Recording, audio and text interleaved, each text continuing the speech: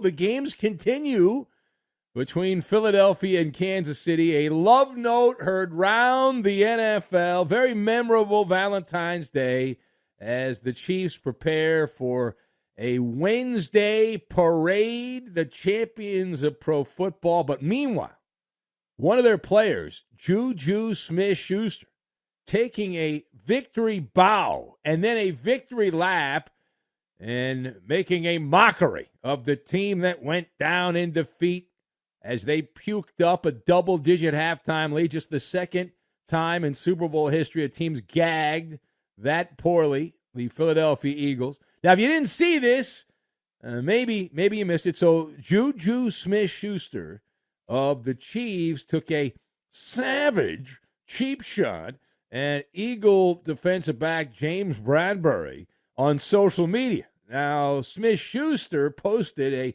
brutal Valentine's Day message with a photo of the Eagle defensive back on a Valentine's card, a faux Valentine's card, obviously, captioned, "I'll hold you when it matters most, but bump." Now, obviously, if you've had amnesia or something like that, you might have missed it, but this was the guy that was responsible for the outcome of the Super Bowl, James Bradbury. The Philadelphia defensive back called for holding in the fourth quarter, final minutes, and that allowed Kansas City to run out the clock and kick a chip shot field goal. He admitted it. He said it was his fault. After the game, he said, "I did it. I was hoping they wouldn't call it." But he admitted it was the correct decision, and he wanted the officials to give him a break. They didn't give him a break. So that was what was sent out by JuJu Smith-Schuster, a faux Valentine's card saying, "I'll hold you when it matters most," and a photo of James Bradbury. Well, didn't take long for the Eagles to get into a formation and a look to attack and punch back at Smith-Schuster. Leading the charge here, A.J. Brown, the oversized wide receiver. He came to the defense of his downtrodden teammate. Brown connecting with a verbal haymaker in the social media world to Smith-Schuster, referring to the Kansas City Chiefs wideout as, quote, "TikTok boy," close quote, while calling his showboating, quote, "lame." In addition to lambasting the social media post by JuJu, Brown, that's AJ, savagely claiming that the Chiefs quarterback Patrick Mahomes, had resurrected Smith-Schuster's career. And they went back and forth. We had other NFL players involved as well. So let us discuss the question. Who wins the war of words between the two main combatants who were sparring in the public square? JuJu Smith-Schuster and A.J. Brown. And we'll go to the judges' scorecards here in a moment. I've got CompuBox, $5 footlong, and Vermeer/DaVinci. And we will combine all of these things together, and that will lay the foundation of this MALLER monologue heard round the nation. So, number one.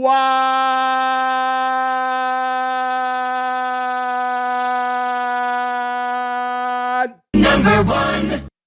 All right, we go right to the judges' scorecards. I scored the fight 10-9 in favor of JuJu Smith-Schuster. He wins by decision, and I'll tell you why.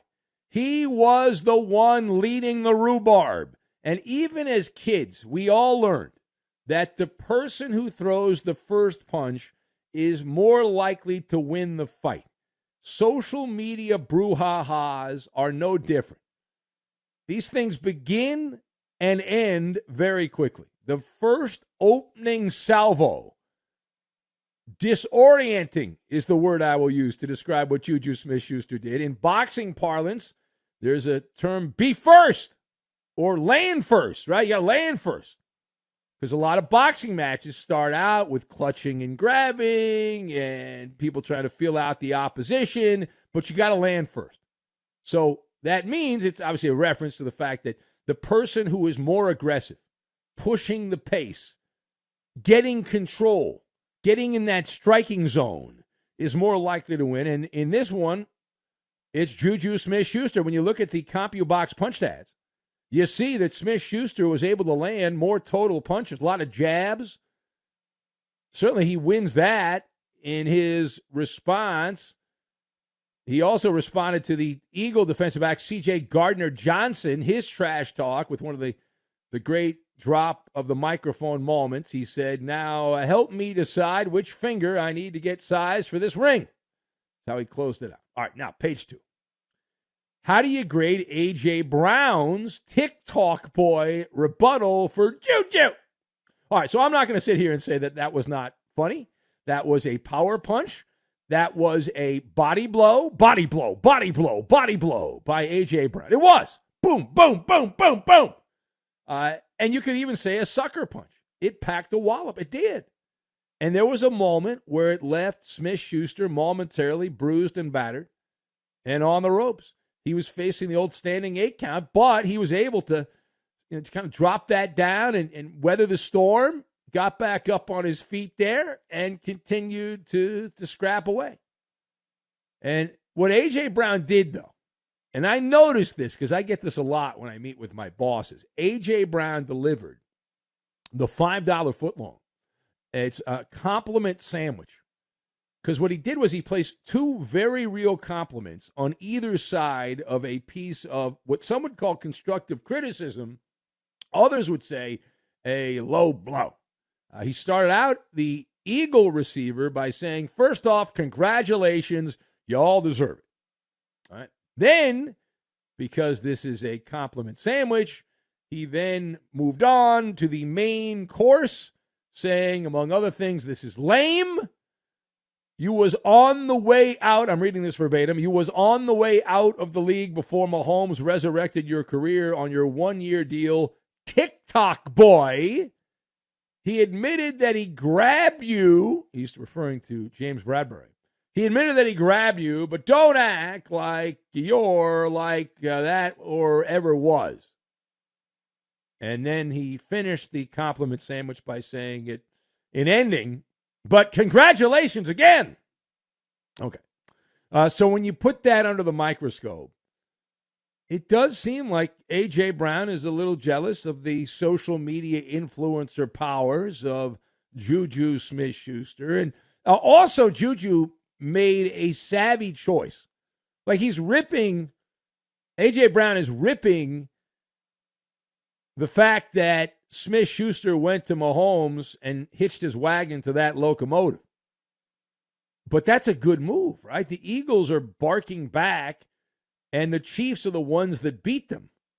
So what are you doing here? You lost on the field. You had your chance. You had a 10-point lead. You gagged it away. You're choking dogs is what you are, Philadelphia.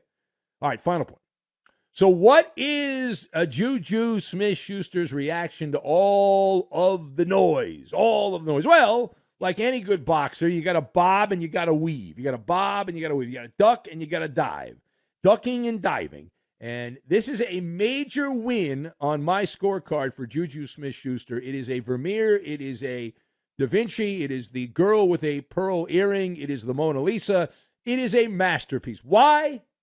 Because everybody who's anybody in that business, the business of football, in that NFL ecosystem, has seen and heard all about the hullabaloo. That is a WWWW for Smith-Schuster. Put the fire out? Hell no. You don't put the fire out.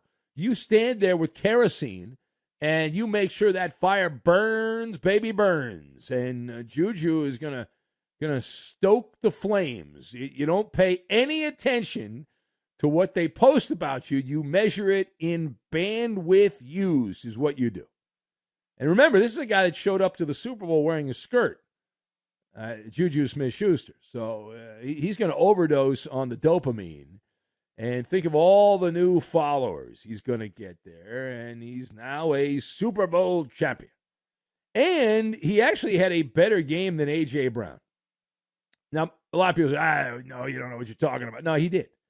Let me explain why. To the untrained eye, to the novice, to the low-information fan, you'd say A.J. Brown was better because A.J. Brown had 6 catches for 96 yards and a touchdown.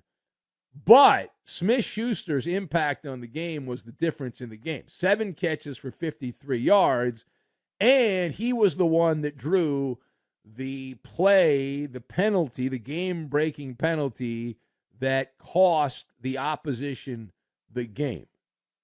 So that's known as a checkmate situation in favor of JuJu Smith-Schuster, better known as TikTok Boy to A.J. Brown and the Eagles.